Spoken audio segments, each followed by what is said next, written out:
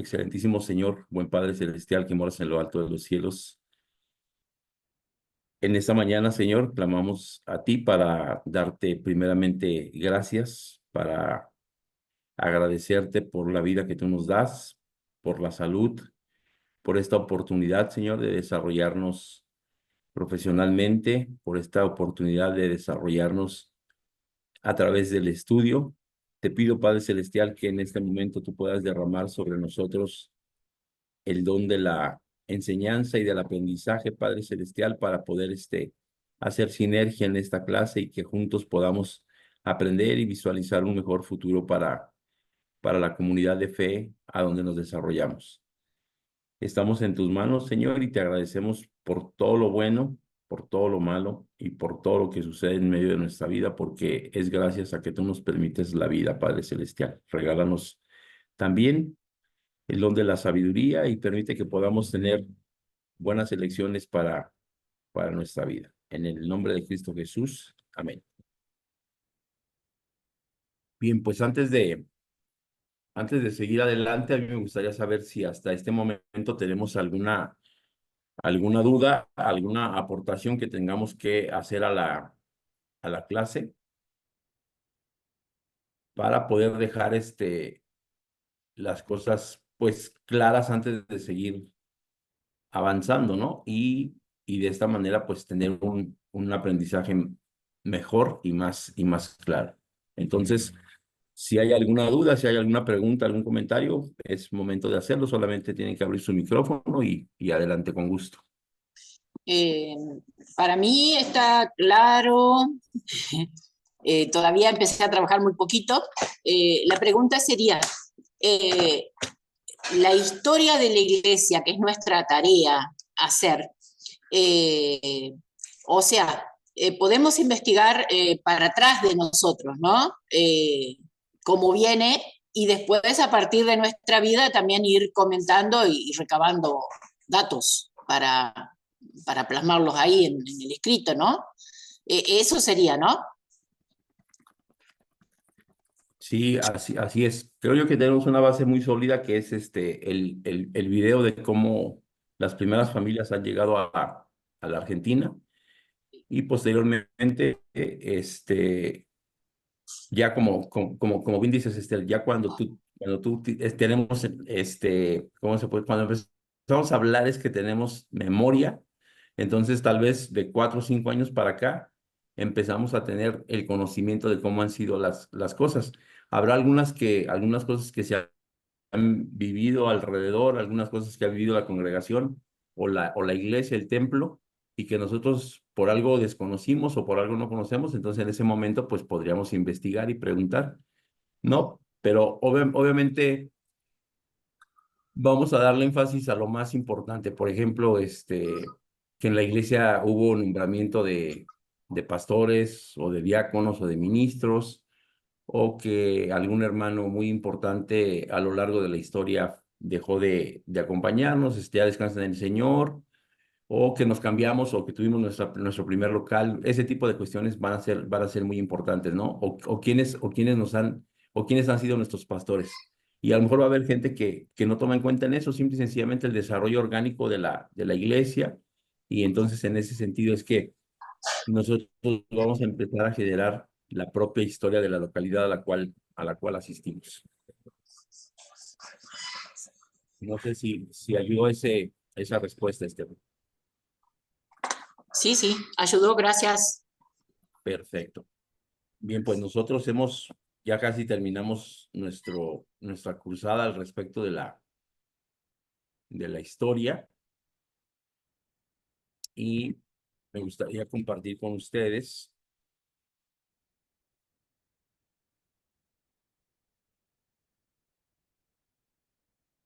Sí, vamos a hacerlo.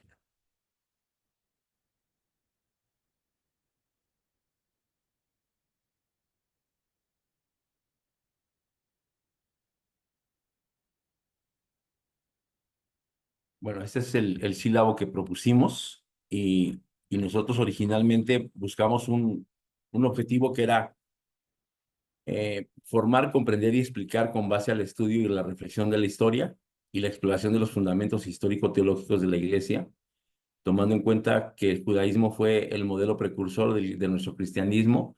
Tomamos ahí en cuenta datos y registros historiológicos que permiten redimensionar la verdadera importancia y la aplicación vivencial de nuestra fe para fortalecer la misión y el accionar actual de la Iglesia, ¿no?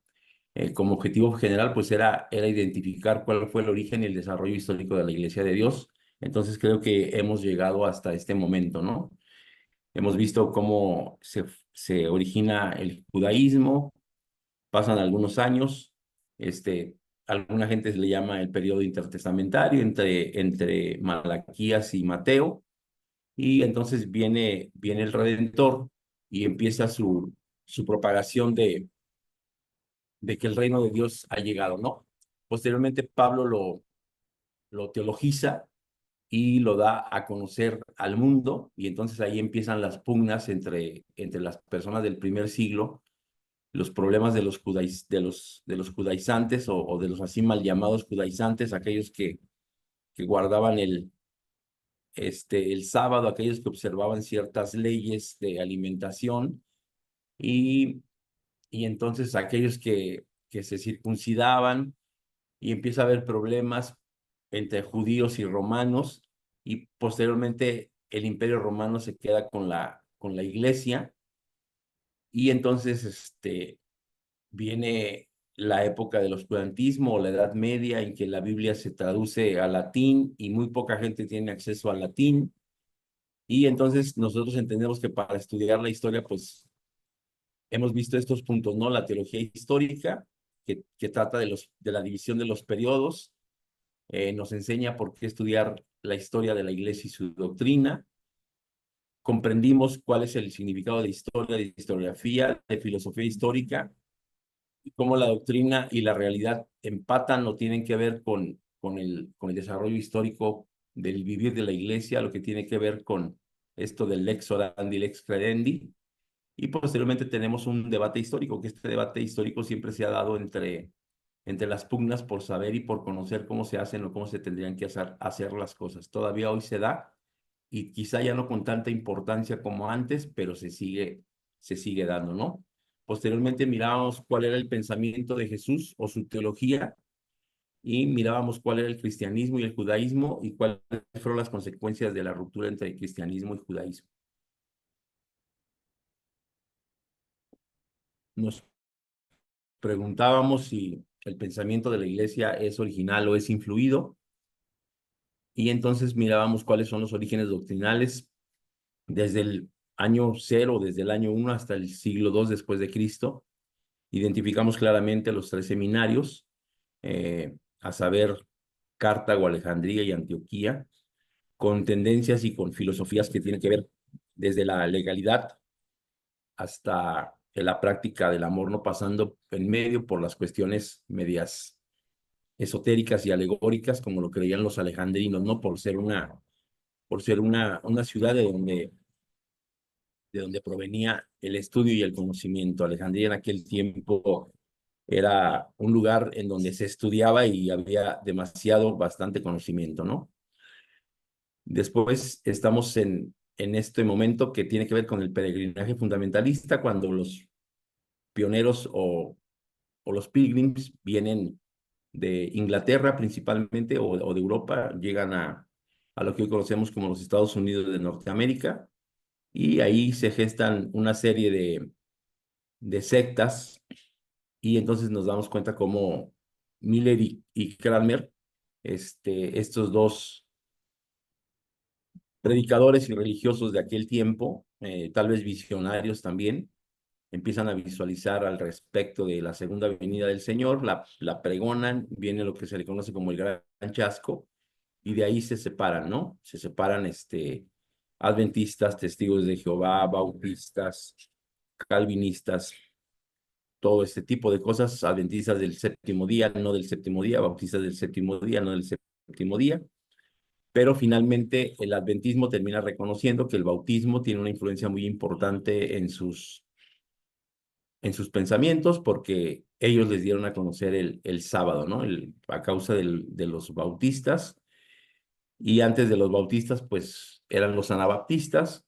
Nosotros tenemos el conocimiento férreo de lo que es el sabatismo. Por eso en América, a los inicios se guardaba muy claramente esta parte del sábado. Hoy nosotros seguimos siendo preservadores de esa costumbre, pero también un mandamiento basados en, desde Génesis y Éxodo, y seguimos conservando esto, no como judaizantes, sino como un mandato del Señor, ¿no? 6 días trabajarás, harás toda tu obra, y el séptimo día descansa porque es para Jehová tu Dios.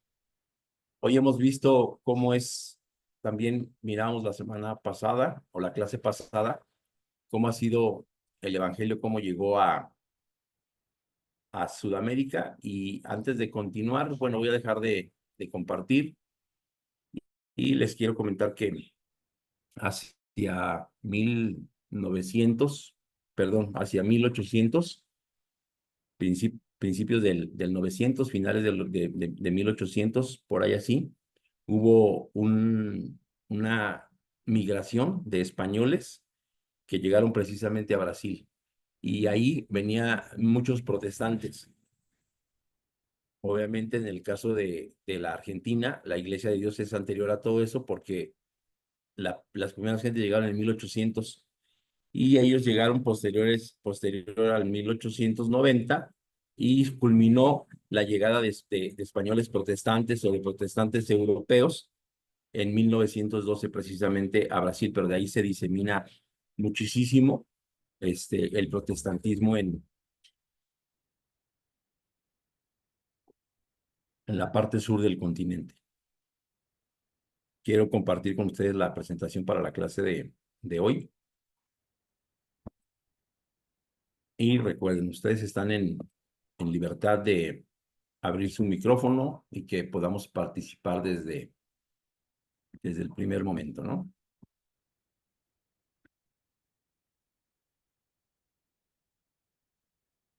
Y esto que vamos a ver, pues tiene que ver con las nuevas eclesialidades. Y nos hemos preguntado tal vez qué son estas eclesialidades, qué es esto que a lo mejor nunca antes había escuchado eso de eclesialidades. Pero pues aquí tenemos dos imágenes de lo que nos puede hablar esta parte, ¿no? Hoy hay gente que se reúne en lugares ajenos a la iglesia. Por ejemplo, pues aquí nos damos cuenta en un campestre o en una reunión virtual de Zoom. Esto, antes de la pandemia, se daba muy rara vez. Tal vez esta parte del Zoom se daba menos, no estábamos tan acostumbrados a esto. Esto a lo mejor se daba pues que cada trimestre o que cada semestre, pero después de la pandemia fue muy normal empezar a reunirnos a través de diferentes medios, y nos dimos cuenta que la iglesia no necesariamente tendría que reunirse en un templo, ¿no? La iglesia como cuerpo de Cristo, o la iglesia como asociación religiosa, su forma de vida estaba 100% basada en celebrar un culto. Después, bueno, no después, sino celebrar un culto dentro de un local eh, que le llamamos templo. Y la vida eclesial era asistir al templo, cantar en el templo, alabar en el templo, escuchar la palabra de Dios en el templo, y todo lo reducíamos o lo dimensionábamos en su medida dentro de un local físico. Hoy actualmente eso ha dejado de existir, o muchas otras formas de juntarse, o locales en donde juntarse. Eh, Recuerdo que en tiempos pandémicos se celebró en 2 ocasiones la Cena del Señor en casa.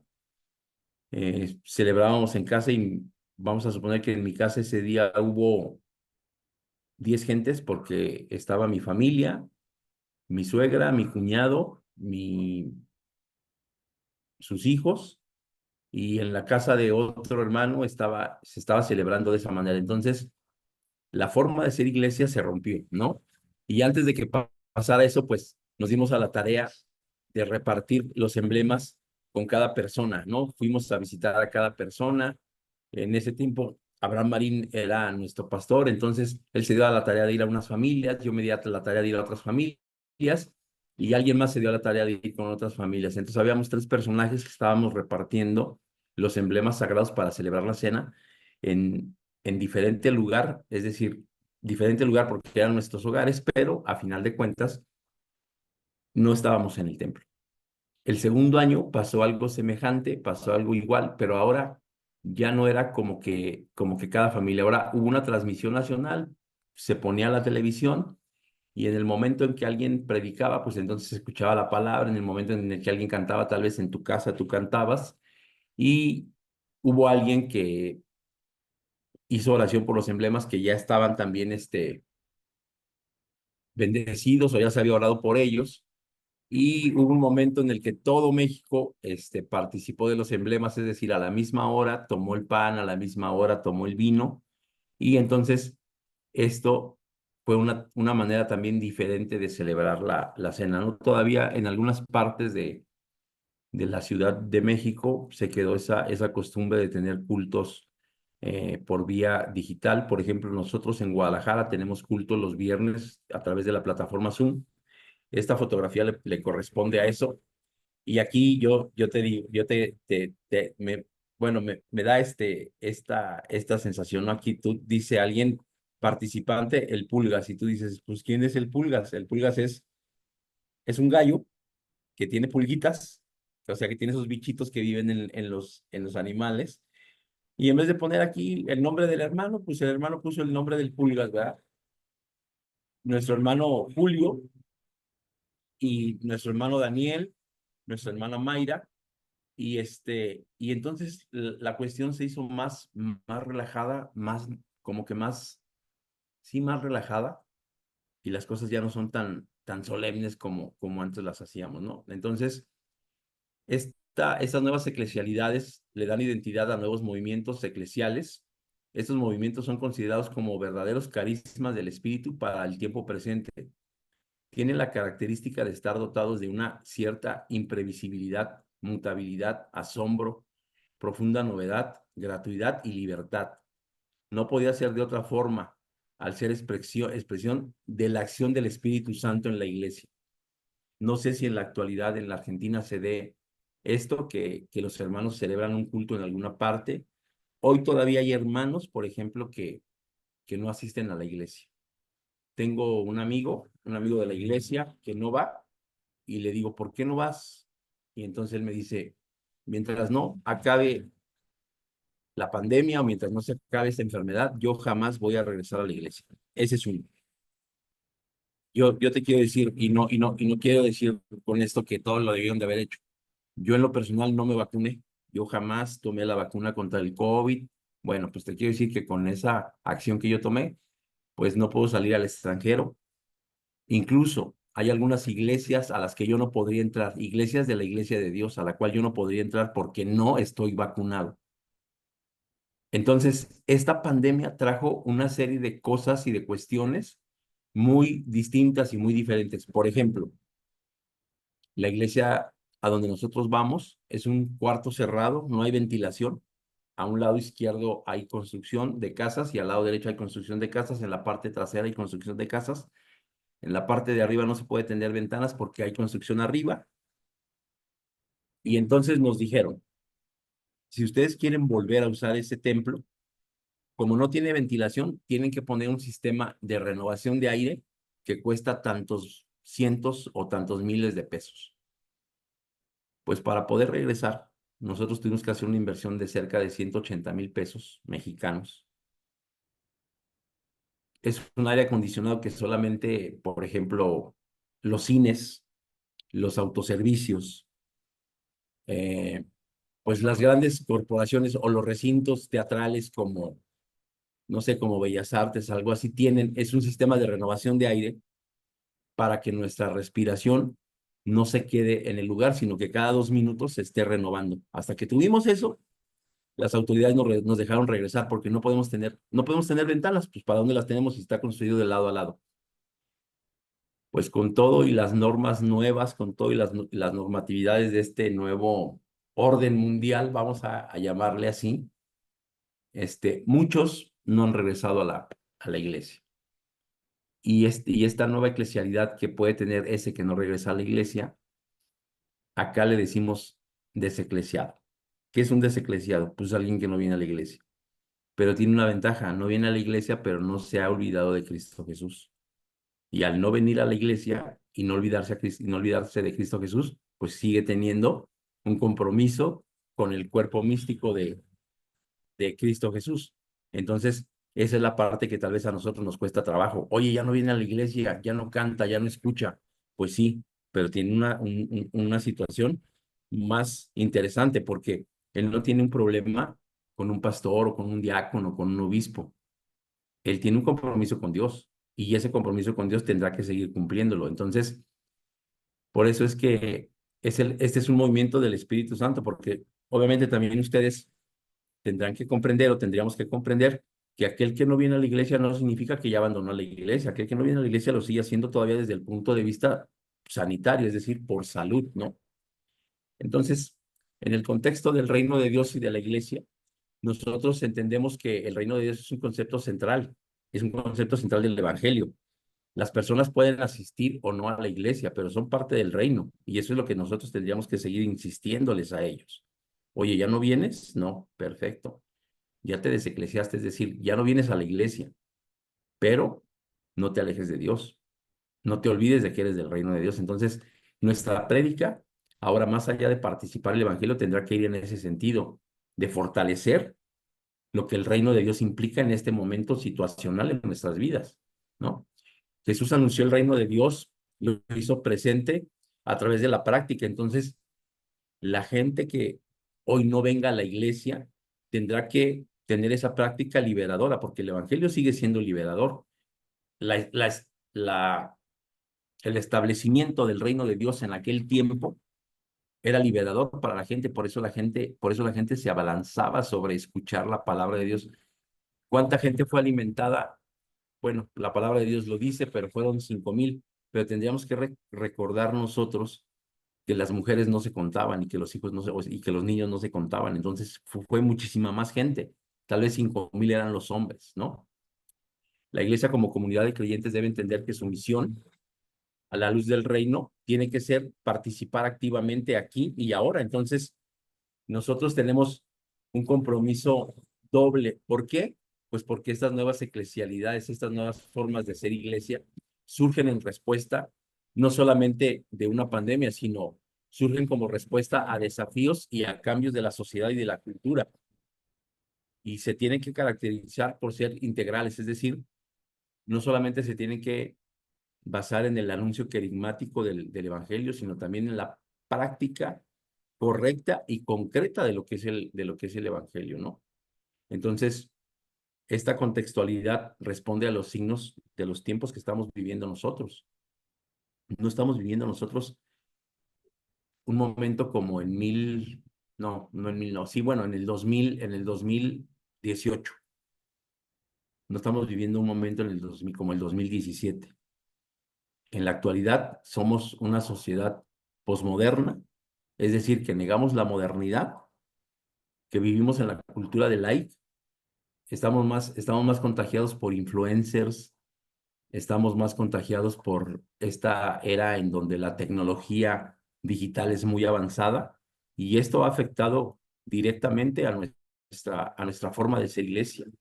No solamente a nosotros, le ha afectado a todas las iglesias.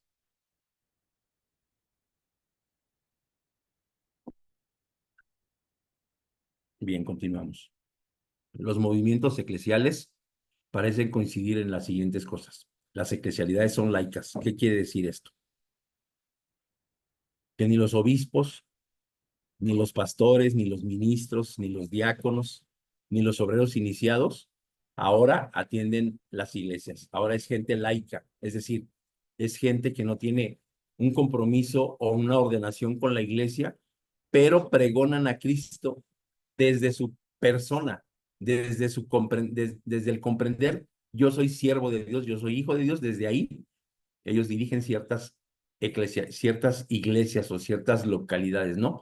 Y lo hacen fuera de la iglesia y obviamente lo hacen de diferentes maneras, no solamente lo hacen en el sentido de propagar la palabra, hay veces que lo hacen ayudando a la comunidad, hay veces que lo hacen llevándole comida a los más necesitados, hay veces que lo hacen llevándole comida a la gente que está esperando el resultado de alguien que tiene hospitalizado, ¿no? Dice que son de origen carismático. ¿Por qué? Pues porque tienen un dinamismo especial, es decir, nacieron del ser iglesia, tienen un impulso misionero. ¿Por qué? Porque somos una sociedad secularizada y tienen que ver con varios fundadores. Por ejemplo, no sé si ustedes conocen a este personaje. Se llama, bueno, se llamó porque falleció hará unos 6 meses, pero él es Enrique Dussel. Jorge Enrique Dussel es un México argentino que pregonaba mucho la teología de la libertad. Si ustedes pueden buscarlo en YouTube y escuchar sus ponencias, es todo un tema este hombre. Él nunca fue pastor, él nunca fue, vamos, a lo mejor ni siquiera teólogo, él se entiende más como sociólogo que como cualquier otra cosa, pero él habla de la teología de la liberación.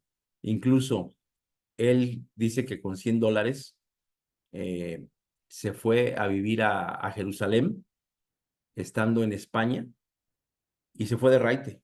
Se fue de raite hasta llegar a vivir a donde vivió Cristo. Y él dice, a mí nadie me va a platicar lo que es ser carpintero y vivir en el lugar, uno de los lugares con más carencias, como lo fue Nazaret, ¿no? Porque él llegó a vivir ahí. Y trabajaba con un francés en una carpintería. Entonces dice, a mí también nadie me va a decir que es trabajar en un oficio de pobres, ¿no? Pero él hablaba mucho al respecto de la teología de la liberación. Ahora, también tenemos doctrina y espiritualidad propia. Cada eclesialidad o o cada comunidad que se va desarrollando después de ser iglesia tiene una espiritualidad propia, es decir, no es lo mismo ser una iglesia o un grupo de hermanos que se juntan en un local, no es lo mismo un grupo de hermanos que se juntan en en un parque, no es lo mismo un grupo de hermanos que se juntan en la casa o en la terraza de una familia, porque cada uno tiene su especial forma de ser, pero están basados en una espiritualidad propia, es decir, están basados en la forma en la que se cree y se conceptualiza aquel movimiento que se está dando por novedad en aquel lugar, ¿no? Los movimientos eclesiales comparten algunas características fundamentales. Primero, tienen novedad y presencia laica, son realidades eclesiales nuevas, principalmente como lo mencionaba, son de carácter laico, es decir, hermanos que no tienen algún, vamos a llamarle algún compromiso superior por alguna ordenación o por alguna posición dentro de de la iglesia. Difieren de las asociaciones laicales anteriores o contemporáneas, es decir, vamos a, yo aquí conozco en un lugar que se llama Magdalena, Jalisco, cerca de Guadalajara, 3 muchachos que pertenecen a un movimiento católico que se llama Católicos en Acción. Ellos no son sacerdotes, ni siquiera tienen el nombramiento de diáconos de la iglesia. Yo tengo un pariente cercano que perteneció a la Iglesia de Dios israelita del séptimo día y que dejó de ser de la Iglesia de Dios israelita del séptimo día y se convirtió al catolicismo, pero no dejó de ejercer su ministerio. Y entonces él es diácono de la Iglesia católica, pero no da misa, él predica, él es predicador. Entonces, aquí tienen el local en donde se predica, en donde se da misa, y a un lado, atrás o espaldas, tienen un local en donde se reúnen y quien imparte el conocimiento y la palabra es un diácono. Y este pariente mío, se dedica precisamente a eso, ¿no? Los católicos de Magdalena, que les digo que se llama Católicos en Acción, ellos son 3 muchachos normales, pero le enseñan a la comunidad a cómo generar ingresos a cómo conservar sus tradiciones y sus costumbres. Por ejemplo, hay un pueblo en Magdalena que se llama Ostotipaquillo, eh, y ellos hicieron un libro de recetas de la abuela, recetas de las abuelas de Ostotipaquillo. Y entonces lo sacaron a la venta y el dinero que se gana de la venta por Amazon o por internet o entre la gente que visita el lugar, pues es dinero que se adhiere a las arcas de ese movimiento. Cuando ellos no tienen dinero o cuando la sociedad a la que pertenecen no tiene dinero, ellos se alejan momentáneamente 1 o 2 meses, van a Estados Unidos y como son pintores, es decir, pintan cuadros, cubistas o así, pero son reconocidos en aquel lugar, entonces ellos van y hacen dinero vendiendo sus cuadros y regresan nuevamente con recursos y vuelven a seguir sustentando a la sociedad. Por eso, ese es un movimiento laico anterior que existía anteriormente, pero ya no funciona de esa manera, ¿no? Hoy puede funcionar de distinta manera, como se los mencionaba, ayudando a los pobres, así dándoles despensas sin necesidad de estar como preocupados por la generación, sino más bien por la captación, ¿no? Hoy tal vez vivimos más de captar recursos que de generar, ¿no? Tienen origen carismático, es decir, surgen del carisma del seno de la iglesia y no se limitan a una estructura que está dimensionada por la institución, sino simple y sencillamente por el hecho de ser iglesia. Esta realidad de las nuevas comunidades no surge por casualidad. Se fundamenta en raíces antropológicas, teológicas, eclesiológicas y en la palabra de Dios. Nosotros ya sabemos qué es antropología, es el estudio del hombre. Nosotros ya sabemos qué es teología, que tiene que ver con la herramienta. Si ya estudiaron teología, tiene que ver con la herramienta para acercarnos al mejor conocimiento y práctica de nuestra fe, ¿no? La teología, los teólogos, la gente que se dedica al quehacer teológico, pues la ha hecho muy complicada, ¿no? Y eclesiológicas, que no es otra cosa, sino que la forma de estudiar y de vivir desde una ciencia la iglesia. Pero lo que sí conocemos es esta parte que tiene que ver con la palabra de Dios. La palabra de Dios, hablándolo en términos prácticos, lo entendemos como la Biblia, pero la Biblia tiene un pacto de lectura entre nosotros. ¿Qué es un pacto de lectura? La palabra de Dios promete cosas que si tú las cumples, se realizan. Entonces, la palabra de Dios tiene mucho que ver en estas nuevas comunidades, ¿no?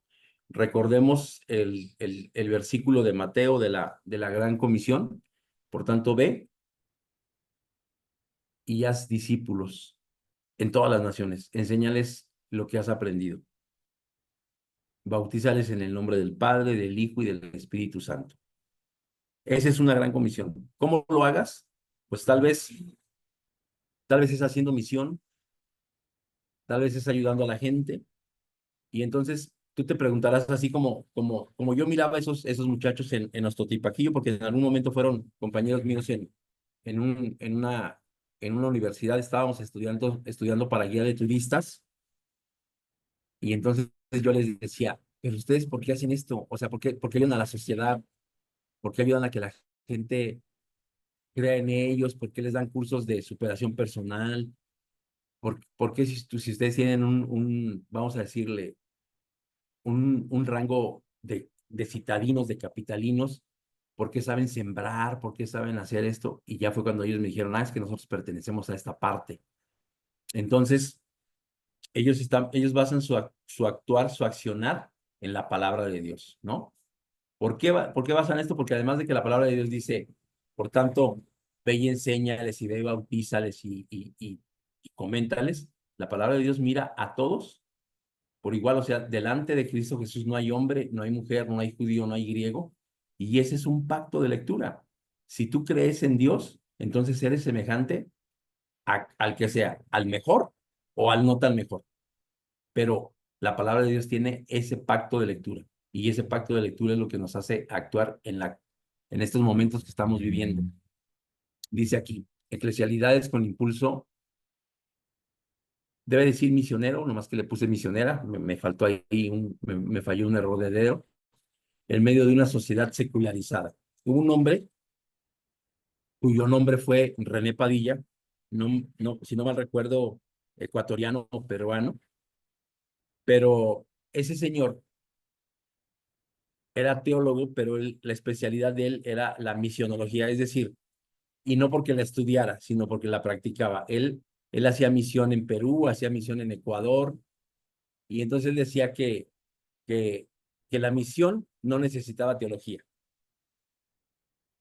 Si nosotros estudiamos teología, nos damos cuenta que la teología sistemática se mete en todo, ¿no? Se mete con cristología, se mete con jamartología, se mete con alabanza, se mete, o sea, hay un apartado teológico para cada cosa en la teología sistemática. Y René Padilla decía, no, hacer misión hace una nueva teología. Entonces, no busques una teología para hacer misión. Haz misión y te va a surgir una nueva teología. Y a mí me parece eso muy cierto, porque si lo vemos desde el punto de vista de que la teología es una herramienta para conocer y para ejercer mejor nuestra fe, pues entonces la misión es la parte más importante de una teología. ¿Por qué? Porque tú estás yendo a una parte bien interesante. Si tú vas a ayudar al prójimo, pues entonces le estás ayudando porque te amas. Y si tú te amas, entonces es porque amas a Dios. Entonces, esta parte misionera tiene mucho que ver con el amor que nosotros nos podemos mostrar como seres humanos. El fundamento antropológico es que el hombre desde sus orígenes huye de la soledad, esencialmente porque tiene necesidad de interacción y de sociabilidad. Nosotros somos seres no, vamos a llamar así, no gregarios. Hay muchos personajes que son ermitaños, que van y que se alejan, pero la sociedad no es así. La sociedad necesita ser comunidad, la sociedad necesita estar cerca, no estar alejada. El fundamento teológico de estas nuevas eclesialidades dice, Dios es un ser personal y comunitario, por lo que las nuevas comunidades encarnadas en las realidades terrenas ofrecen al hombre y a la sociedad el Cristo Pascual, y al realizarse en ellas el prodigio permanente del Pentecostés, contagian a la unidad y a la fraternidad universales. ¿Qué quiere decir esto? Pues esto quiere decir que la manifestación del Espíritu de Dios, la redención de Cristo no fue única y exclusivamente para los personajes que presenciaron o para los que no presenciaron, pero que vivieron la muerte y la resurrección de aquel tiempo y posteriormente 50 días el derramamiento del Espíritu Santo. Esto es para toda la gente que llegue a conocer a Cristo Jesús, que llegue a conocer a Dios, que llegue a tener cercanía con Dios. ¿Cómo va a tener cercanía con Dios? A través de nosotros, a través de quienes ya le conocemos, ¿no? Hoy tendríamos que recordar que cerca de el 30% de el mundo, de la población mundial, no tiene contacto con la Biblia, no tiene contacto con un Dios, no sabe que hay una esperanza de vida. Y esa esperanza de vida, pues es la vida eterna, ¿no? No sabe que hay una justificación de los pecados, no sabe que hay una justificación, pero sobre todo un premio o un regalo por gracia que es la vida eterna, ¿no? El fundamento eclesiológico dice, la iglesia es la realización visible y misteriosa en la tierra de la comunión. Es Cristo señal e instrumento de la unidad de todo el género humano y de la unidad de todos los hombres entre sí y con Dios. La Trinidad vive en la tierra mediante su señal, su sacramento, que es la iglesia. ¿Qué te quiere decir con esto de la Trinidad? Ni le pongo las tres personas de la divinidad, no. Yo te quiero decir que es el Padre, es el Hijo y es el Espíritu de Dios, el Espíritu Santo. Eso es una Trinidad. Esas son tres cuestiones, tres seres de la divinidad. No le quiero decir personas, no me quiero meter en ese problema, pero la divinidad tiene que ver con algo trino, ¿no? Y yo aquí no estoy diciendo que en la divinidad hay tres personas, estoy llamándole Trinidad a ese conjunto de Dios, Hijo y Espíritu Santo, no como una unidad de sí son, no son, cada uno es esto y cada no, simple y sencillamente por el hecho de marcarlos de esta manera. Recordemos que nosotros estamos tomando una cátedra, no estamos cambiando el fundamento doctrinal de la iglesia. Estamos teniendo una cátedra y para entender mejor lo que estamos estudiando, pues hay que llamarle a las cosas como originalmente se les llamaban, aunque no es esa la forma en la que creemos, pero es para un entendimiento de esto que estamos llevando, ¿no? Porque Dios actúa a través de nosotros, porque Cristo Jesús nos redimió y porque en la actualidad nosotros somos poseedores del Espíritu Santo. Entonces, de ahí, esto que le llamamos, o esto que viene aquí, que dice Trinidad, la Trinidad vive en la tierra, nosotros somos templo del Espíritu Santo. Dice la palabra de Dios, les conviene, Cristo Jesús dijo, les conviene que yo me vaya, porque entonces Dios mandará al Consolador, a saber, el Espíritu Santo. Dios en su poder ya hizo al mundo, y la palabra de Dios también tiene una promesa que dice, mas los justos heredarán la tierra y vivirán en ella para siempre. Si los justos vamos a vivir en la tierra para siempre, Dios va a venir entonces a vivir con nosotros, pero ya vivió porque Adán y Eva tenían esa cercanía a él. Después, en los primeros, en el antes y en el después de Cristo, en el periodo intertestamentario, por así llamarle, Cristo Jesús en persona o de forma personalísima vino e instauró el reino de Dios. Entregó su vida y resucita y se va. Y entonces nosotros hoy estamos viviendo al impulso del Espíritu. De ahí la palabra Trinidad, ¿no? Solamente como una aclaración. Dice fundamento bíblico. Jesús tuvo claramente la voluntad de hacer comunidad. Su mensaje es claramente comunitario. Vino al mundo para instaurar el reino en el cual se hicieran reales la paternidad de Dios y la fraternidad universal. Esta fue la palabra que hace un momento no encontraba. Nosotros tenemos que ser o somos fraternos por naturaleza.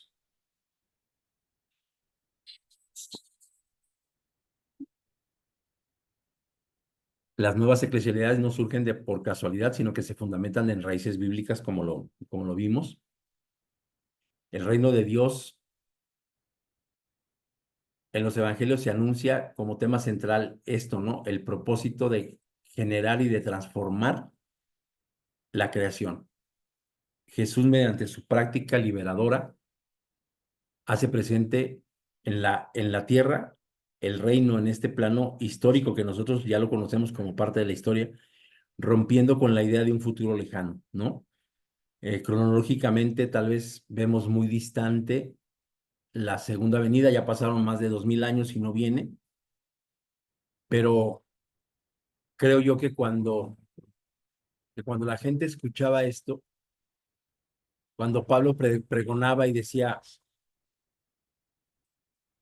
he corrido la buena carrera, por lo más solamente me resta esperar la corona. Él pensaba tal vez que mañana, que dentro de un mes, que dentro de un año, Cristo Jesús iba a regresar. Por eso es que se acorta este tiempo de espera, ¿no? Y vivimos con esta esperanza de que Cristo pronto viene a estar y a habitar y a vivir en medio de nosotros. Esta, esta realidad de las nuevas comunidades no surge por casualidad. Ya lo vimos que se fundamenta en esto de la antropología, de la eclesiología, de la teología, pero también de la bibliología, ¿no? Podemos decir que estas nuevas comunidades cristianas se definen como un grupo de cristianos en comunión eclesial, que comparten lo que son, lo que tienen, lo que hacen, celebran y crecen en la fe, abiertos a la misión, fundamentados en el amor, vínculo que los une como una organización evangélica. Vamos a recordar los primeros años en los cuales Cristo Jesús dice, el reino de Dios ha llegado, el reino de Dios está entre nosotros. En aquel tiempo solamente existía el templo de Jerusalén. En aquel tiempo solamente se sacrificaba en el templo de Jerusalén. El templo es destruido y, y la gente es exiliada y es llevada a Babilonia, en donde empiezan a surgir las primeras sinagogas y las primeras escuelas en donde los israelitas empiezan a transformarse en judíos. Es decir, la iglesia o el templo como tal no siempre existió. Cristo Jesús decía el Sermón del Monte, ¿en dónde? Pues en un monte. Cristo Jesús se subía, se paraba en una barca, caminaba en la orilla del mar y la gente estaba sentada sobre la playa y escuchaba la palabra de Dios. Eso todavía no se le conocía como iglesia, pero era un grupo de personas o de seguidores de Cristo Jesús que escuchaban algo nuevo. En el tiempo de Pablo, Pablo se paraba en alguna ciudad y hablaba de la palabra de Dios, pero ya lo hacía en sinagogas y en una sinagoga no se celebraba un culto como tal, en una sinagoga se estudiaba, se aprendía. Pablo fue capaz de pararse en un lugar que se llamaba el Areópago y empezó a hablar de el ser iglesia. Entonces, para ese tiempo era una nueva eclesialidad. ¿Por qué? Porque habló del Dios no conocido, ¿no? Ahí tenían hasta dioses para todo, para la luz, para la oscuridad, para la lluvia, para la sequía, para todo, para el amanecer, para el oscurecer, para todo tenían un Dios. Y había alguna inscripción que decía al Dios no conocido. Entonces se para Pablo y dice, yo vengo a hablarles de este Dios, del Dios no conocido. La gente se agolpa y empieza a escucharle y eso es generar una manera de ser iglesia, es decir, una nueva eclesialidad. Nosotros tendríamos que entender entonces que estas nuevas eclesialidades, entre comillas, pospandémicas, son las multiformes maneras de hacer iglesia en todo contexto. Es decir, nosotros vamos a regresar de alguna vez, de alguna forma, al pasado, a lo que ya sucedió, a lo que ya pasó en algún tiempo de nuestra historia. ¿Por qué? Porque con la destrucción del templo se genera esto de empezar a tener iglesias en Esmirna, en Éfeso, en Filipos, en Galacia, en Corinto, en diferentes lugares, porque solamente existía hasta ese tiempo, antes del 70, donde fue la destrucción ya general del segundo templo, pues solamente existía el templo. No había otro lugar en donde se alabara, en donde se dimensionara, en donde se viviera el ser iglesia. Todavía no se le llamaba iglesia, pero ir al templo era precisamente eso, ¿no? Entendernos como un solo cuerpo. Entonces, acá nosotros tendríamos que entender que nosotros estamos viviendo tiempos, pues, pospandémicos, ¿no? Este COVID-19 ha traído un impacto muy significativo a la sociedad, no solamente a nuestra iglesia, no solamente a nuestra organización, a la sociedad y a todas las denominaciones religiosas, llámese católica más imperante, llámese con shintoísmo, llámese budismo, a todos les ha pegado, y por ende también a las nuevas eclesialidades. Y acá ahora entendemos la transformación digital, ¿no? Durante la pandemia muchas comunidades religiosas adoptaron tecnologías digitales para mantener comunión con los fieles. Transmisiones en línea, redes sociales, plataformas virtuales, se convierten en herramientas esenciales para la adoración, la enseñanza y la comunidad. No sé si lo recuerdas, pero por ejemplo, los sábados de la pandemia, que, que pues teníamos la costumbre, al menos aquí en México, de estar la mayor parte del sábado en la iglesia, pues estábamos en casa y yo no sabía qué hacer, pues entonces fue que empecé a estudiar. Fue que empecé a estudiar. eh, Abraham Marín me empezó a compartir algunos conocimientos, algunas cosas y un buen día me dijo, ¿sabes qué, Chuy? Ya no voy a poder hacerlo. Tampoco me dijo a qué se iba a dedicar, pero él empezó a gestar este lugar en donde nosotros estamos estudiando ahora. Pero todavía estaba aquí en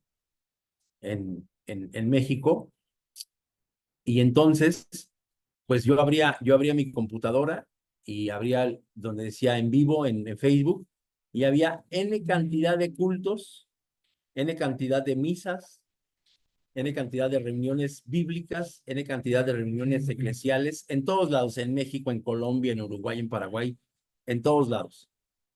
Entonces, yo me empezaba a dar cuenta que, por ejemplo, conozco una profesora que fue mi maestra en el seminario. ella es pastora de la iglesia presbiteriana, en línea solamente, y solamente es pastora de 4 gentes. A mí se me hace muy poco, pero ella tiene su iglesia reconocida por la iglesia presbiteriana y está registrada como pastora en línea, porque las 4 mujeres no han regresado a la iglesia. Entonces, esa es una nueva eclesialidad, desde lo más chiquitito hasta el metaverso, ¿no? En donde hoy hay una iglesia en el metaverso. ¿Qué es el metaverso? Pues es un universo que está incluido en la virtualidad, en las cuestiones digitales, y allí hay una iglesia y tiene un gran éxito esta iglesia protestante, ¿no? Las nuevas formas de comunidad, la pandemia llevó a la reevaluación de las formas tradicionales de grupos pequeños, reuniones al aire libre, actividades comunitarias adaptadas por las restricciones sanitarias.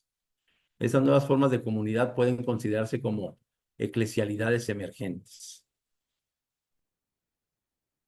Esto ha traído como consecuencia una reflexión teológica distinta a la que se vive en la iglesia.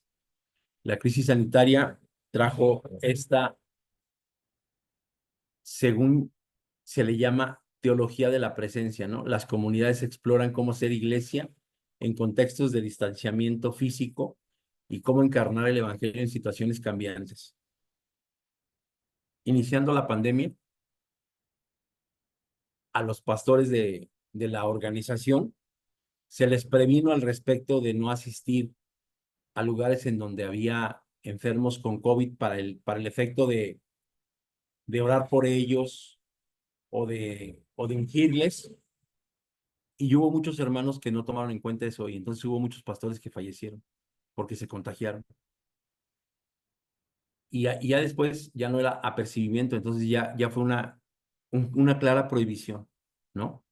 No se junten, no se visiten, no se alleguen. Y entonces es que empiezan a surgir estos nuevos líderes que predican, que hablan, que alaban desde su conocimiento, mucho o poco, pero en casa empiezan a surgir de manera emergente iglesias. ¿Por qué? Primero, yo no voy a poner en riesgo que venga alguien y me visite y traiga la enfermedad. Y segundo, si en mi casa hay enfermedad, no voy a permitir que venga alguien, se contagie y se dañe.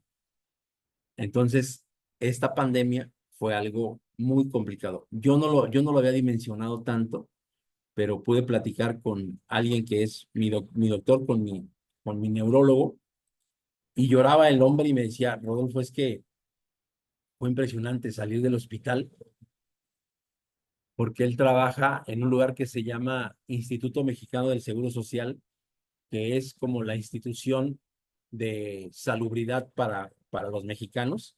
Entonces los hospitales son grandes y él trabajaba en un hospital, en un centro médico regional, en donde toda la gente asistía de 16 pisos o 13 pisos, y los 16 pisos o los 13 pisos estaban hechos un hospital COVID. Ellos estaban encerrados en un lugar seguro, y dice que a través de la computadora y pantallas y Zoom consultaban a la gente,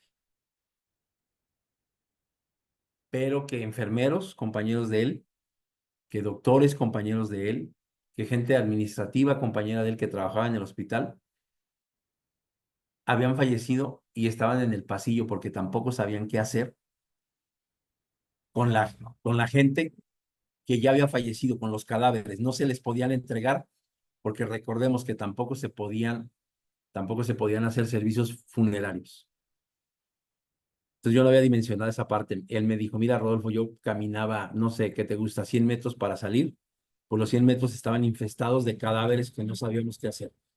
Llegó el momento en que teníamos que salir por la entrada. Ya no entrábamos y salíamos por donde entraba el personal médico. Entrábamos y salíamos por la entrada porque aquel lugar estaba incapacitado para entrar.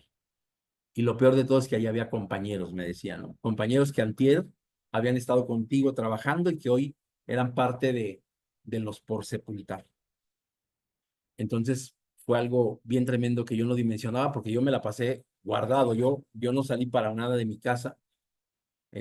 Yo soy una persona que tiene diabetes desde hace 3 años. Entonces ni los ancianos, ni los diabéticos, ni nadie tenía que tener contacto.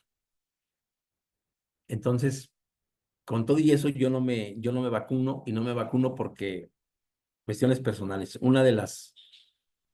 Eso es solamente una cuestión personal. Uno de los efectos secundarios de las vacunas era o es que te puede dar un infarto cerebral. Y a mí ya me dio uno y no quiero otro. Entonces, cuando voy al neurólogo y le digo, mira, yo no me voy a vacunar por esto y por esto y por esto, y me dijo, Rodolfo, tienes razón, ahí no te puedo decir nada.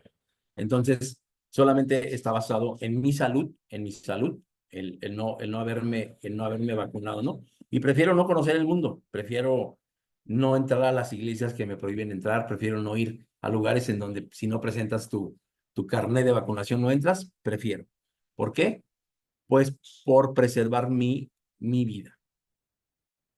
Se tuvieron que adaptar cuestiones digitales. Muchas comunidades religiosas adoptaron transmisiones en línea para mantener la conexión con sus fieles, hablando de estas nuevas eclesialidades. Se crearon grupos virtuales para oración, para el estudio bíblico, para la comunión. Se generaron comunidades de apoyo. Surgen grupos pequeños que se reunían al aire libre de manera segura para orar, para compartir, para apoyarse mutuamente. Estas comunidades se centraron en la solidaridad y en el cuidado pastoral. Creatividad litúrgica. ¿Qué es esto? Pues que algunas iglesias experimentaron nuevas formas de tener liturgia en línea. Eh, no lo alcancé a descargar, pero hay un video de todos los pastores y de todos los sobrevedores de la Iglesia de Dios en la República Mexicana que cantan cuando llegue al fin, cuando llegue al fin, cuando llega al fin. Es algo que tiene que ver con una canción muy bonita, y entonces ellos, a manera de motivación para la congregación, para la grey de la Iglesia de Dios en los diferentes lugares de la República, grabaron ese canto. Y entonces, si tú tenías una reunión virtual, pues al momento de que se empezaban a conjuntar en tu iglesia virtual, pues ponías ese canto y era muy motivante. A la gente le gustaba, entonces es parte de la creatividad litúrgica de ese tiempo. Recuerdo yo que hace algunos meses estudiando eh, homilética, que tiene que ver con el arte de predicar, me enseñaron una clase o un apartado que decía cómo predicar en línea y no morir en el intento, porque obviamente así como hubo muchos éxitos en redes sociales de iglesias, hubo muchos fracasos. Hubo gente que dijo, no, no, no, yo no, es más, todavía hoy hay gente, hermanos de la iglesia, que no van a la iglesia y tampoco asisten a los cultos por vía Zoom o por vía Meet, porque no les gusta. Y porque obviamente deberá de ser muchísimo más tedioso que de manera presencial, porque para muchos de nosotros llegaba a ser tedioso lo mismo. Hola, pasa a ustedes, 3 cantos, una oración, recolección de ofrendas, diezmos, avisos, el sermón, un canto alusivo y nos despedíamos. Entonces, ahora hay creatividad o hubo creatividad litúrgica y nuestro culto ha cambiado, ¿no? Algunas bases que nos estimulan o que nos estimulaban al cambio, y esto tiene que ver con Jeremías 6:16 y dice así, así ha dicho Jehová, paraos en los caminos, mirad y preguntad por las sendas antiguas, cuál sea el buen camino y andad por él, y hallaréis descanso para vuestra alma. Mas dijeron, no andaremos. Las nuevas eclesialidades no surgen de la nada, ¿no? Si nos damos cuenta, aquí desde el tiempo de Jeremías, desde el tiempo del exilio, la gente ya se paraba en los caminos, miraba y preguntaba y se preguntaba cuáles eran las formas antiguas en las que, en las que reposaba el alma, en las que descansaba el alma. Obviamente había otros que decían, no vamos a andar en ese camino, pero desde ese entonces ya se tenía esto. Incluso podríamos recordar que en el tiempo de Cristo Jesús, los apóstoles salían de dos en dos para predicar el evangelio. Si los escuchaban, permanecían con ellos, y si no, ellos sacudían sus pies, sus vestiduras, se daban la media vuelta y se iban. Entonces, Esto de supuestamente una nueva eclesialidad, pues ya antes se había vivido, ¿no? En este versículo Dios invita a su pueblo a reflexionar sobre las sendas antiguas, es decir, sobre las prácticas, sobre los caminos que ya habían sido probados. Y si nosotros trasladamos esta forma de pensar a la antigüedad, pues nos vamos a dar cuenta que es una forma de buscar eclesialidades, ¿no? De buscar nuevas formas de ser iglesia, de aquel entonces. Buscar la verdad. Dios insiste en que su pueblo busque y pregunte cómo se reflexionaba, cómo se buscaba, cómo se conjuntaba, cómo se daba antes la eclesialidad. Y esto tiene que ver con buscar verdad, con discernir para poder encarnar el evangelio en estas cuestiones o en estos contextos cambiantes que estamos viviendo, ¿no? El buen camino, Dios promete descanso para aquellos que encuentran y sigan en el buen camino. Y las nuevas eclesialidades deben de discernir cuál es el buen camino para vivir su fe y su auténtica misión. O sea, no solamente una nueva eclesialidad nace por el hecho de nacer, sino deberá de tener un porqué, un para qué, ¿no?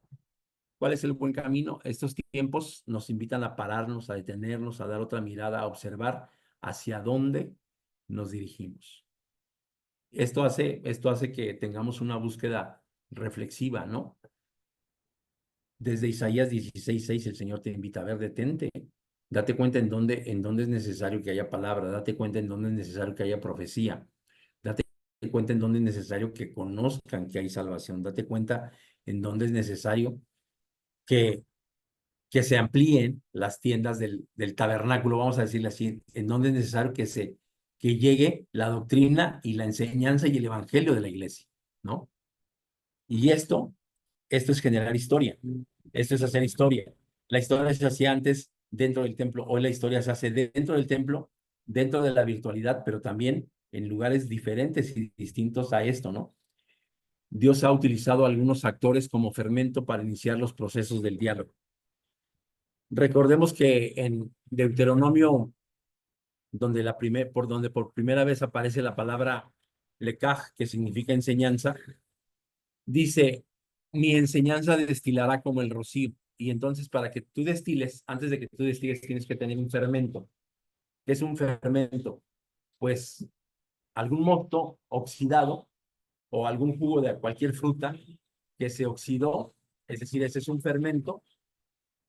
Y aquí dice que Dios ha utilizado algunos actores como fermento para iniciar procesos de diálogo, es decir, para propagar esta enseñanza, este, este ministerio de la nueva eclesialidad. Y yo te voy a decir algunos, mira, nosotros estamos en uno, el CEBAI es un fermento para este progreso.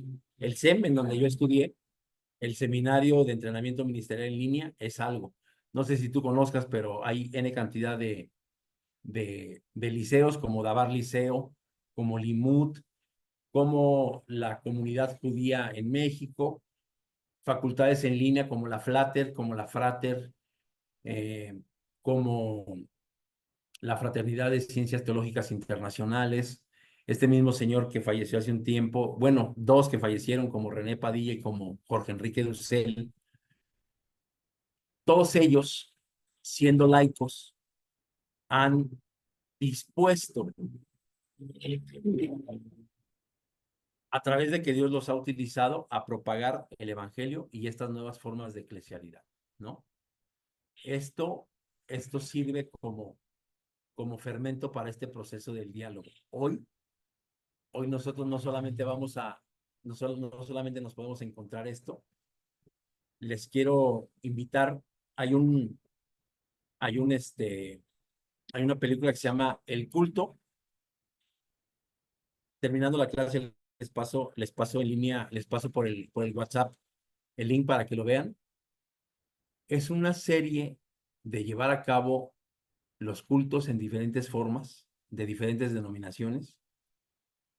Y bueno, a mí en lo personal, algunas formas me llamaban la atención, tal vez hasta me asustaron, porque vamos a suponer que estamos participando de, del momento de la cena, del 14 de Nisan. Yo estoy sentado ahorita en el comedor de mi casa. la iglesia en donde se está celebrando eso no tiene bancas como normalmente tiene nuestra iglesia. Tiene muchas mesas y todas están acomodadas de manera libre y tal vez sin orden. Y alguien reparte el pan, alguien compró un baguette y partió ese baguette y lo hizo pedacitos y entonces ahora lo comparte con los demás. Y ya vienen y te entregan tu baguette o tu pedacito de pan que en ese momento representa el pan, lo tomas y así sentado como estás, allá cantando, otros leyendo, otros hablando, porque todavía no les llega el pan, te dan tu copa de vino, agarras, te comes el pan, le tomas a la copa, el pastor hace oración por ti, sigue va con el siguiente, va con el siguiente, va con el siguiente, pero no hay como un momento de solemnidad. Entonces eso a mí me llamó mucho la atención. Pero es una manera de vivir, es una manera de vivir la iglesia de esa gente. Nosotros no estamos hablando y no estamos viendo que se tendría que hacer así, pero tendríamos que darnos a la idea de que las cosas han cambiado, ¿no? Por ejemplo, el sábado pasado y todos los sábados que me he subido a predicar desde hace 4 o 5 meses para acá, el lugar de donde se predica, que se conoce como púlpito, pues antes tenía flores naturales, hoy tiene flores artificiales. Antes tenía una luz blanca que iluminaba el púlpito y la parte frontal de la iglesia. Hoy existen luces multicolores ahí atrás. Y entonces yo digo, ¿en qué momento? Y yo no me voy a poner complicado. A ver, me apagan estas luces.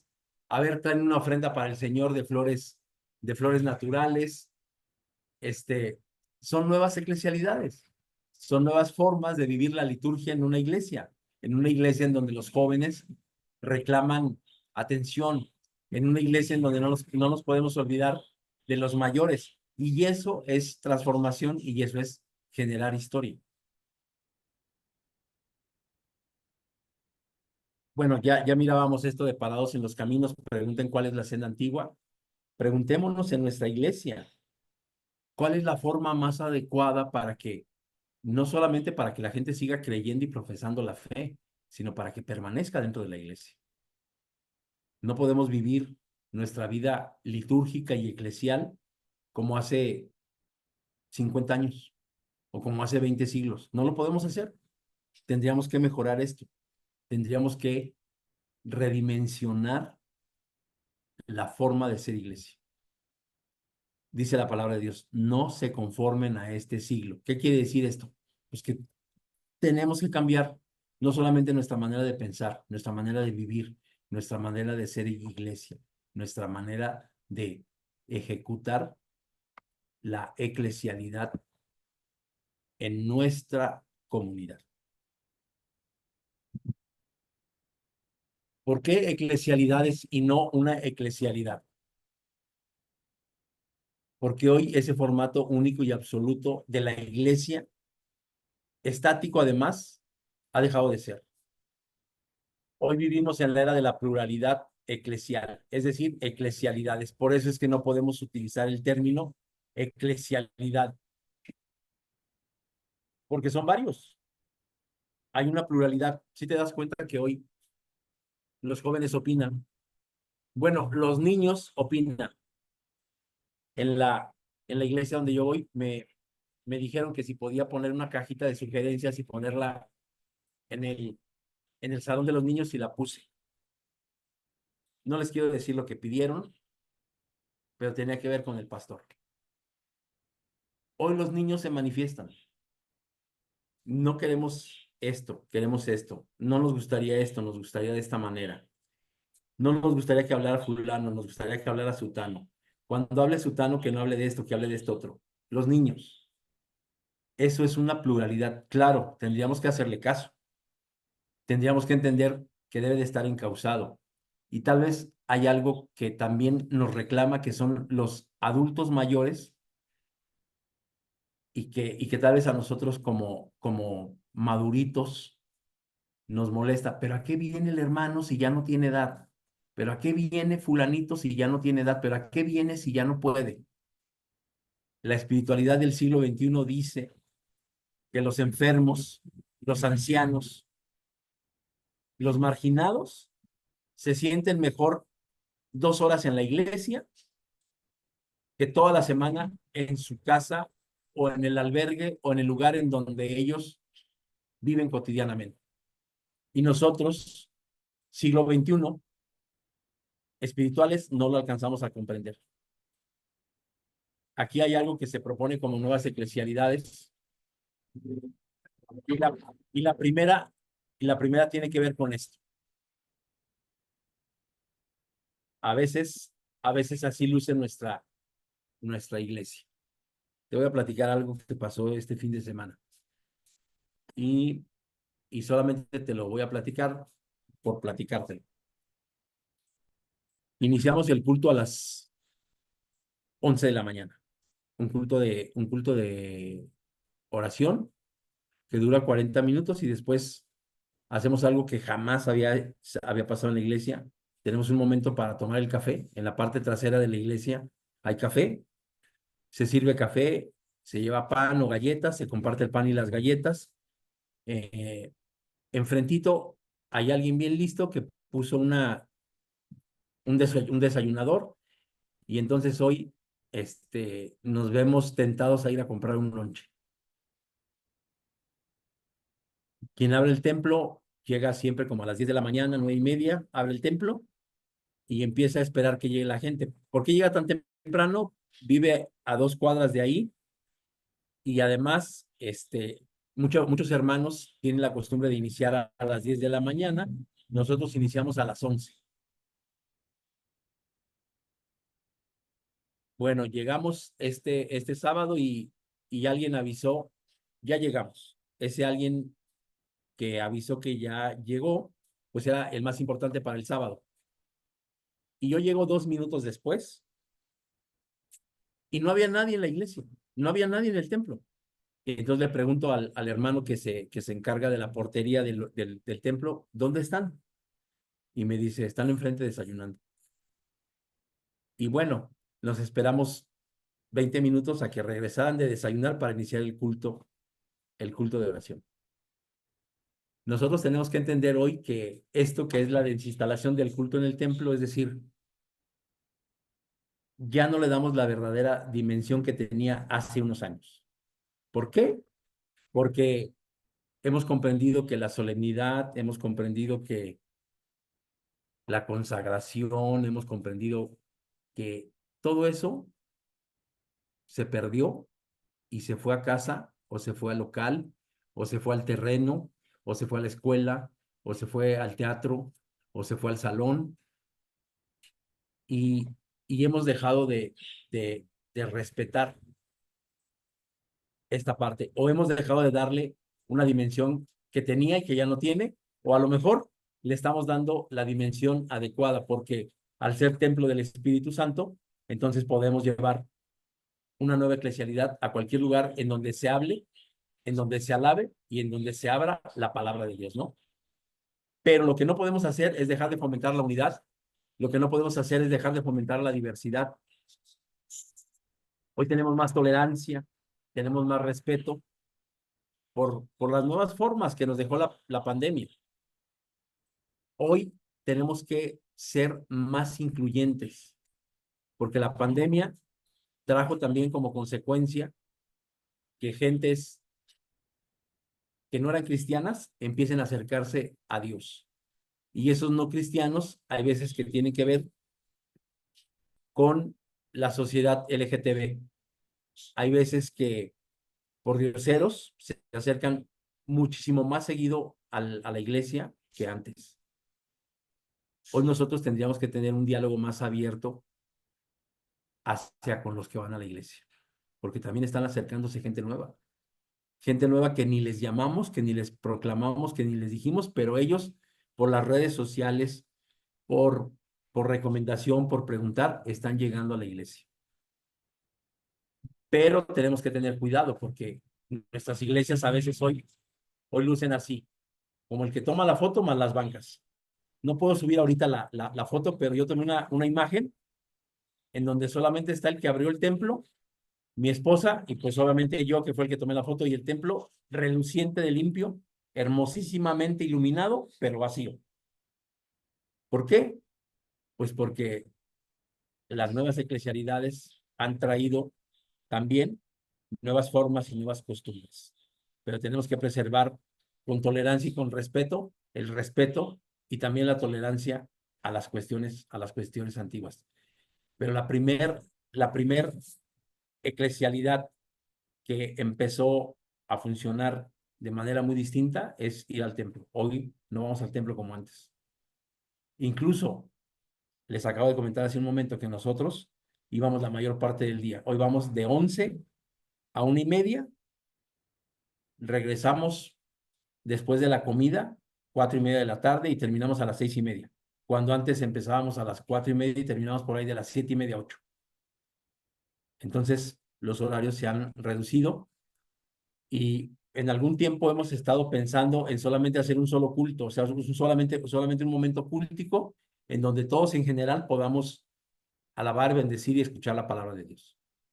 Pero seguimos con esta costumbre de estudiar la escuela sabática en las mañanas y posteriormente en las tardes tener un culto general. La descentralización del mensaje bíblico por una sola voz. Generalmente siempre se escuchaba la voz del pastor. Hoy no. Hoy los diáconos, los obreros iniciados, la gente laica, es decir, la gente que viene a la iglesia pero no tiene una ordenación, es capaz de hablar, de decir, de bendecir, de conjuntar a todos estos que necesitan ser parte del reino, porque más allá de que nosotros los hayamos buscado, más allá de que nosotros los hayamos conjuntado, ellos hoy también están buscando a Dios. Y entonces, hoy, en el patio de tu casa, en el bosque, en el parque, en el jardín, en una terraza, en algún lugar al aire libre, se llevan a cabo cultos o momentos cúlticos en los cuales se alaba y se bendice el nombre de Dios, ¿no? Y además ya no se está utilizando tanto al pastor o al obispo. La palabra de Dios, tú y yo la podemos decir. La palabra de Dios la puede decir alguien que cree, alguien que bendice, alguien que tiene comunión con nuestro Padre Celestial. La descentralización de este mensaje en las nuevas eclesialidades es un tema relevante, muy relevante. ¿Por qué? Pues porque hay aceptación, porque hay discriminación, porque se juzga, porque se visualiza, porque no se le da la verdadera dimensión a aquello que está sucediendo, ¿no? Entonces, en las nuevas eclesialidades nosotros podríamos aplicar este enfoque de la descentralización. Sucedió que el pastor tal vez sigue buscando y sigue buscando preservar la, la comunión de la comunidad en la iglesia, pero el diácono, la ayuda, el laico, está llevando la palabra de Dios a donde se necesita. Y esto es el mover del Espíritu. Quiero ir a la última lámina, todavía no terminamos con esto, pero el tiempo ya nos comió, me quedan cuatro láminas. Y dice, nuestras nuevas formas y expresiones misionales de servicio deben de ser revisadas desde las motivaciones. ¿Qué te motiva a ti? ¿Qué le motiva a aquel que tiene una nueva eclesialidad? Y nos damos cuenta, ¿no? Aquí de este hombre que se toma una selfie y está ayudando a los pobres. Esta motivación tendría que estar basada en el amor al prójimo. Esta motivación tendría que estar basada en el amor a que alguien tenga salvación como tú la tienes. Esta motivación tendría que estar basada en el por gracia recibimos, por gracia compartimos.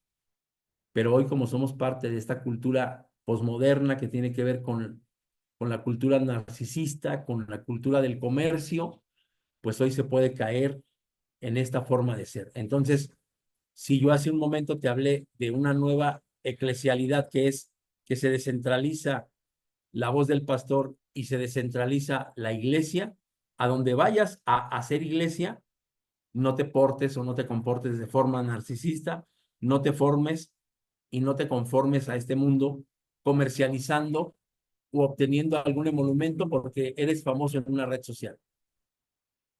No, la cultura narcisista se caracteriza por el enfoque en el yo, la autoimagen, la búsqueda del reconocimiento personal. Y aquí tendríamos que recordar al primer rey de Israel.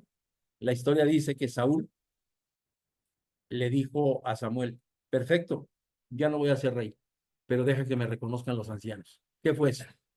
Es una forma de ser narcisista. Señor, maté a todos como tú me dijiste, pero dejé lo mejor para tu sacrificio. ¿Qué es eso? Pues es un pensamiento narcisista.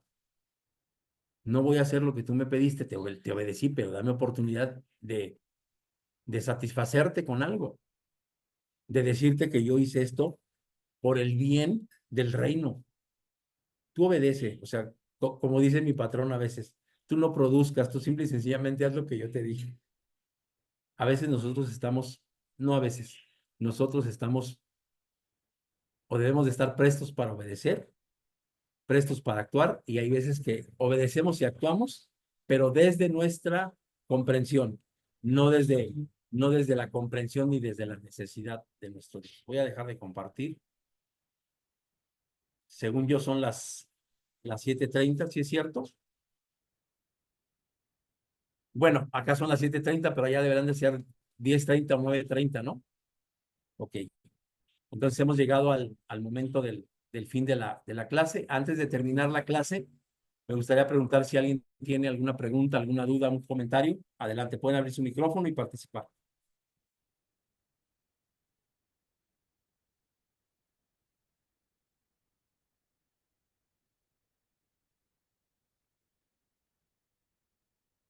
Bien, pues en caso de que no, Sí, yo quisiera este, preguntar.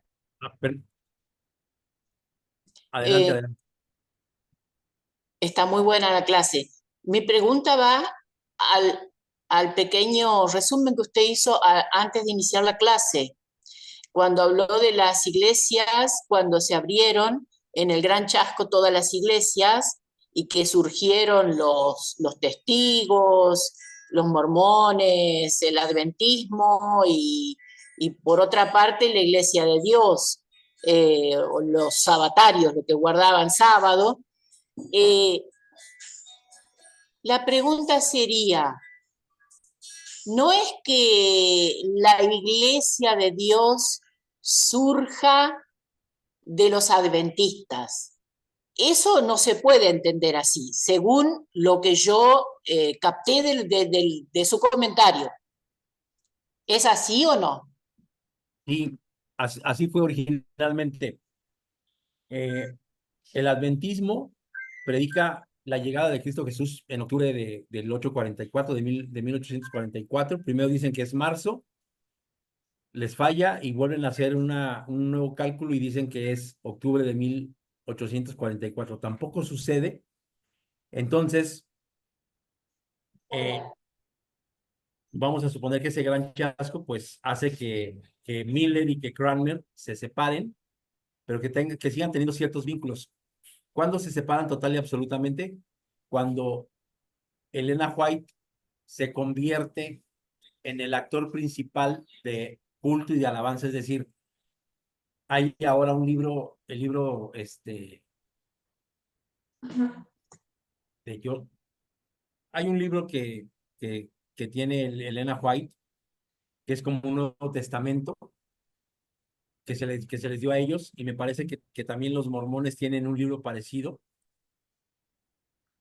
Los testigos de Jehová tienen modificada su Biblia, muy modificada, muy a su forma, y obviamente a William Cranmer y a Gilberto Miller no les agrada eso y ellos empiezan a pregonar la Biblia por la Biblia. Si vamos a hablar de la Biblia, va a ser lo que diga la Biblia, no lo que diga el nuevo testimonio, el Nuevo Testamento que le entregaron a Joseph Smith, no los arreglos que digan los testigos de Jehová, y es de ahí que se separa la Iglesia de Dios. Ahora, bueno, lo que en aquel momento se le llamó como Conexión Cristiana, y posteriormente Iglesia de Dios en Cristo Jesús, y que posteriormente se convierte en Iglesia de Dios del Séptimo Día.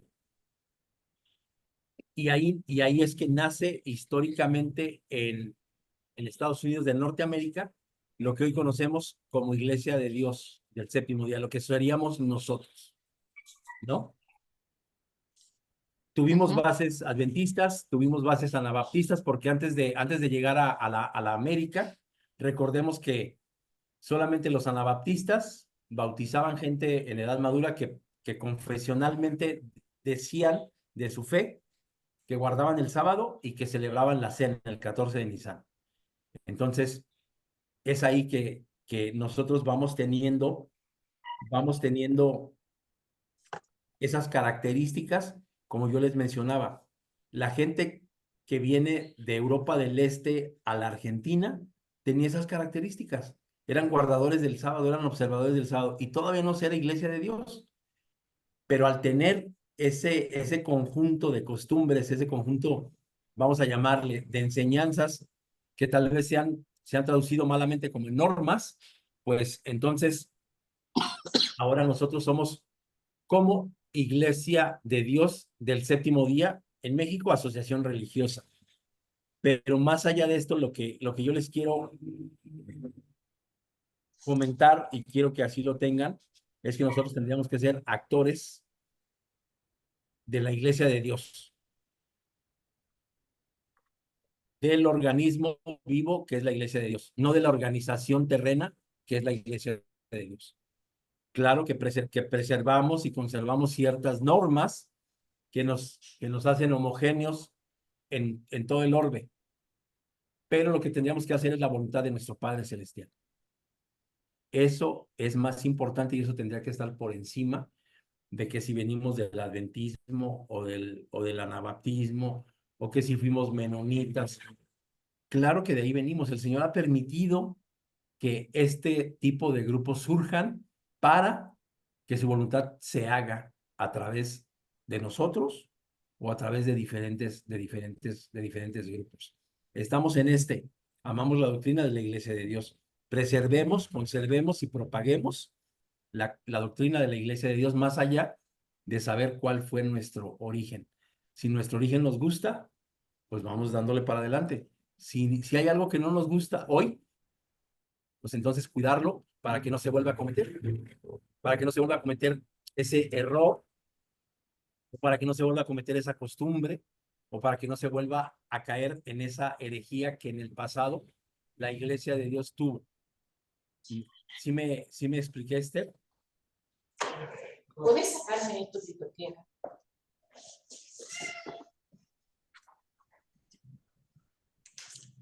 Yo toqué sin querer acá y se me quedó así, pero no se cortó, y ahora sí se cortó.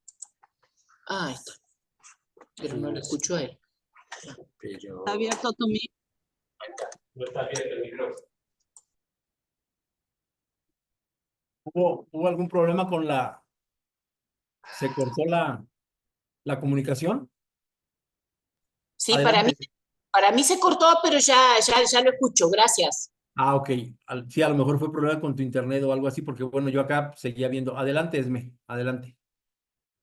Qué importante todo lo que comenta, hermano, ahorita después de la clase, porque sí, efectivamente, pues yo recuerdo de cuando yo entré a la iglesia a estos tiempos, pues nada que ver, ¿no? En mis tiempos, la mujer no tenía más que participación para la cocina, los niños, para cuidar a los niños, y para la limpieza del santuario, la organización de la cena, pero como tal, el evento de quién va a lavar ¿cómo se llaman? Los lebrillos, el agua, las toallas. Yo nunca vi en esos tiempos de niñez o de juventud que a las hermanas se les llamara y se les dijera, a ver, hermanas, vamos a hacer la dirección del culto, vamos a ver quién le toca dirigir, quién va a participar, ¿no? En este evento tan especial de la Cena del Señor. A la mujer siempre se le se le dejó cargos así de, pues prácticamente de la limpieza, ¿no? De cuidado de los niños, de ese tipo de cosas. Y ahora en estos tiempos modernos, pues bendito sea Dios, ahora vemos predicadoras, vemos hermanas, eh, dirigiendo eventos, masivos, ¿no? Recuerdo ahorita el último evento que tuvimos aquí en México, que fue el de la femenil. Cuántas mujeres estuvimos ahí reunidas y todo fue dirigido por mujeres, todas las expositoras, bueno, salvo los ministerios que tuvieron que ser apoyados por algunos jóvenes, pero la mayoría de las actividades fueron dirigidas por mujeres. Y sí, efectivamente, yo fui de las rebeldonas que en tiempos de antes de pandemia, yo siempre traía el teléfono ahí a la mano y me llegaron a poner hasta un letrero donde decía que Dios no se comunicaba por medio del teléfono. Y yo sé que lo hicieron por mí, porque yo lo sacaba y yo lo usaba y estaba prohibidísimo que en el santuario uno ocupara el teléfono. ¿Y qué pasa? Viene la pandemia y todo, y el teléfono viene a ser la herramienta número uno para poderse comunicar ahora con el pastor, con la iglesia, porque pues es por medio del teléfono que uno puede entrar a estas plataformas, ¿no? Porque pocos tenemos en casa una computadora, una laptop, una tablet, que pues es más fácil tener un dispositivo pequeño que es un teléfono. Y cómo cambia todo esto radicalmente, ¿no? Y pues tuvieron que retirar el letrero ahí de que Dios ya nos comunicaba por medio del teléfono.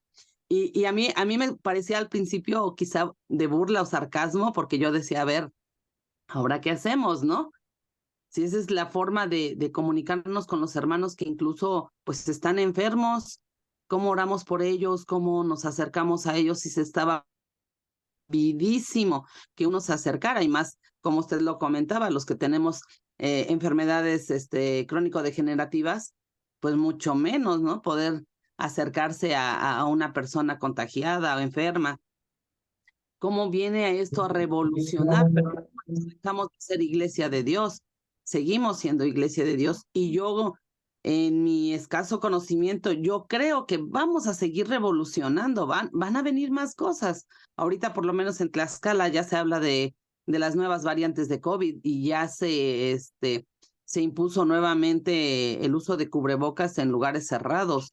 Uno no puede entrar a oficinas gubernamentales o a hospitales si no va uno con el cubrebocas. Ni siquiera uno puede pararse en la puerta. Le dicen a usted, retírese porque no trae cubrebocas. Entonces, va a haber el momento que nuevamente el gobierno va a decir, iglesias se cierran. ¿Qué? Pues es un cúmulo de gente allí. No sé cuántos se reúnan en cada iglesia, pero por lo menos más de 30 sí nos reunimos, ¿no? Y van a venir nuevas cosas que nos va a hacer usar otras alternativas, otras plataformas, otras formas de alcanzar almas o de mantenerlas o de sostenerlas. Y no por eso vamos a dejar de ser iglesia. Yo creo que esto que usted ahorita nos ha compartido como clase nos abre más el pensamiento, pero también el corazón, porque muchas iglesias se cerraron, muchos pastores se cerraron. No, así no era lo tradicional en lo que fuimos, pues a lo mejor enseñados, entonces ya no somos iglesia. Y pues la gente prefirió irse, prefirió alejarse. Entonces yo creo que esto nos abre a nosotros la mente, el corazón, y pues también poder enseñarles a estas nuevas generaciones, a estas nuevas iglesias, a las que no tienen acceso al estudio, a la preparación, al menos en mi congregación en la que ahora yo me reúno. Yo veo que hay muchos hermanos que no conocen, pero nada de todo esto que nosotros ya poco a poco nos hemos empapado. Y luego les digo, entren a una reunión de Zoom, no tienen ni siquiera Zoom instalado en su teléfono, entren a una reunión de Meet, ¿y eso qué es? ¿Cómo se hace? Entonces, este tipo de cosas, pues si no nos podemos ver entre semana por la lejanía, la distancia, el trabajo, por lo menos un culto virtual entre semana a todos nos hace bien, ¿no? Pero muchos no tienen ni siquiera este conocimiento, ¿no? Porque desconocen todo esto. A veces no es por falta de ganas, sino por ignorancia, que nosotros no crecemos. Suele suceder, entonces, todo lo que comentas es muy cierto, pero ha cambiado a muchos otros, ¿no? Hoy muchos ancianos, mucha gente mayor que estaba peleada con la tecnología, hoy la domina perfectamente, le sabe y eso hace que también se avance. Nosotros con lo que hemos aprendido no podemos detenernos. El estudiar, había un programa aquí en México que se llamaba Burbujas y era un programa para niños y decía, en los libros hallarás el tesoro del saber. Para ti todo será si aprendes a leer. Y entonces nosotros sabemos leer, ahora solamente habrá que practicar el estudio, habrá que practicar el conocimiento y entonces, sí, Amanda, adelante con todo gusto. Nuestra clase termina siempre 7:30, por eso yo me detengo. Si se pueden quedar, qué bien, y si no, con toda libertad de retirarse. Bendiciones para este día, Amanda. Entonces, hoy que sabemos cosas, no solamente sabemos historia, sabemos teología, sabemos administración eclesial, sabemos formación del canon, sabemos historia del Nuevo Testamento, la formación de la Biblia, sabemos muchas cosas más. Utilicémosla para una mejor y una mayor eficiencia en el ser iglesia. Ese sería mi consejo. Si no hay más comentarios, nos retiramos y me gustaría pedirte, Esther, si nos despides en oración. Sí, oremos. Padre querido, nuestro Señor y Salvador, te agradecemos por este día, por esta clase que nos ha sido de gran bendición. Agradezco mucho por nuestros directores del seminario, por nuestro profesor. Bendícelo especialmente. Y también quiero pedir por cada alumno en este momento de nuestras materias, que nos bendigas y que nos ilumines para terminar con nuestros trabajos, Señor. Quiero poner nuestras vidas en tus manos en este día, en el nombre de nuestro Señor Jesucristo, para tu gloria y honra. En el nombre de Jesús. Amén.